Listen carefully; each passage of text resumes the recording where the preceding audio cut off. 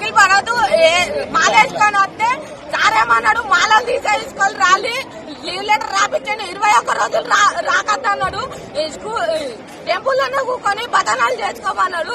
రాహుల్ అత్తే మాల తీసుకొచ్చుకొని రాలి అని అన్నాడు. చిన్నస్వామి ఊకో కొన్నీళ్ళు దాగు.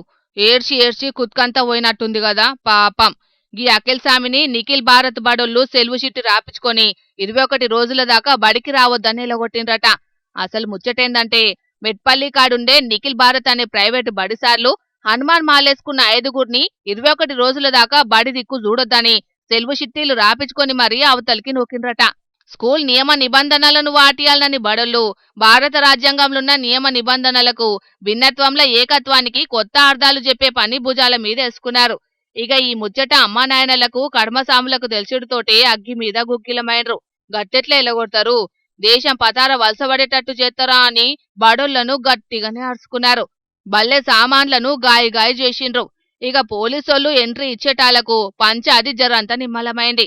అన్ని మతాలోళ్ళు వాళ్ళ మతాల బట్టలు వేసుకునుడు బల్లె బంధు పెట్టినాం, అందరూ సమానంగా ఉండేటందుకు మాలేసుకున్నోళ్లను రానియలేదని చెప్తున్నారు. కాని మన దేశం అంటేనే భిన్నత్వంలో ఏకత్వం ఉంటది. వేషభాషలు, కట్టుబట్టలు, మత ఆచారాలు ఎన్నున్నా భారతీయులమంతా ఒక్కటేనని పిలగాన్లకు ప్రాక్టికల్ గా చూపెట్టి గర్వంగా చెప్పాల్సినోళ్ళు అడ్డగోలు రూల్స్ పెట్టుడు ఏందో వాళ్ళకే తెలవాలే పోన్రే. మరి అన్ని మతాల పండుగలకు సెలవులియకుండా ఇంతే సమానత్వం చూపెడుతున్నారో ఒక పారి బడోళ్లు చూసుకుంటే మంచిదని కొందరు అంటున్నారు.